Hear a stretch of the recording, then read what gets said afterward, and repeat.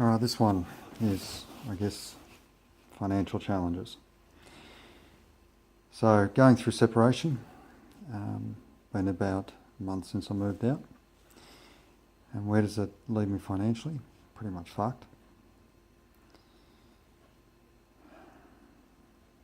The reality of separation is, look, I honestly don't believe anyone wins. I believe that Trisha's going to feel it considerably as well. We'd got to a position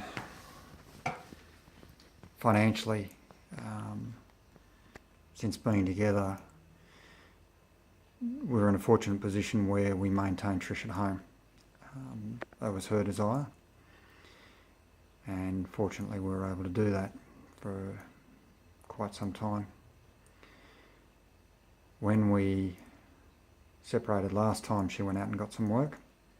When we got back together, she gave it away. She believes, like, she wants to be the mother, blah blah blah.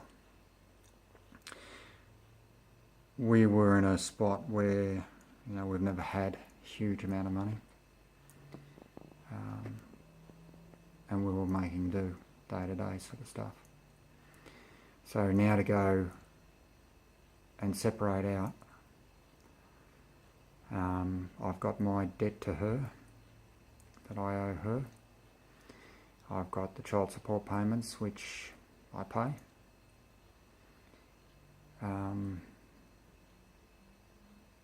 But now I've got a second house to manage and run. On top of that, on top of some other bills. Financially, everyone I've spoken to, every other guy that's gone through it, no one's in a good position. Separation's bullshit. And as I said, I don't believe anyone wins. There's hurt no matter which way you go, but it's fucked. This separation thing is just bullshit. So, I gave up a second job. I had a second job ever since we met to maintain our house, maintain things for the kids, maintain a standard of living that was fair, nothing fantastic. We've done one overseas trip in the 20 years that we were since we met.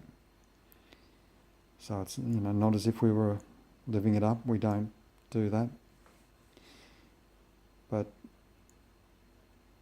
yeah, it's now a second job.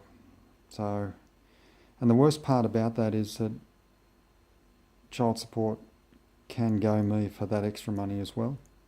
So even though I earn extra money in order to pay my bills and keep my head above water, and that's all it is, keeping my head above water at this stage, I lose it. And then tax takes it as well, and that's fucked. You get slammed no matter where you go, and you try and help yourself, and it just doesn't work. So, feel sorry for myself? Yeah, shit yeah. But it's just bull. And as I said, so many other people have exactly the same experience around this. I have managed to put together a house, but at the end of each pay, I'll end, and I'm earning good money,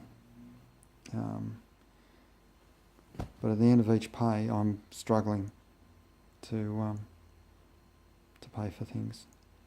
The worst part is, I'd love to contribute to Matilda's uni and paying, something for her. She's going overseas. I'd love to pay for something for that. I'd love to pay for Joel going overseas. Laura's 18 this year and, obligated to do something there, which not a problem.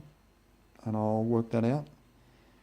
But that's just crap. And I don't know how people do it. I don't know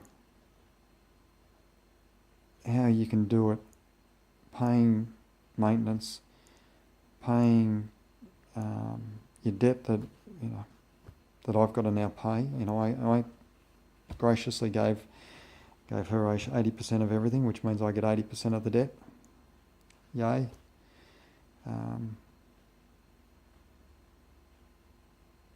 But it's just shit. You try and keep your head above water and it's just shit.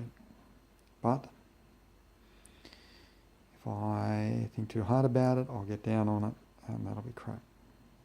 So I won't try and get down on it.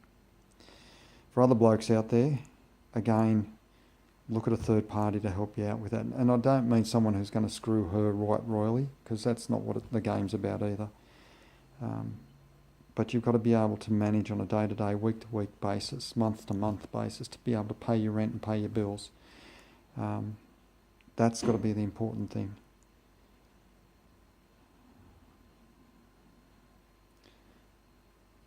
With Trish, it's been, doesn't matter. But yeah, so for guys going forward, look to try and get some help, get some support on it. As I said, don't try and screw them, because that just comes back, at a later stage, I believe. Karma's not good, but you've got to be able to manage.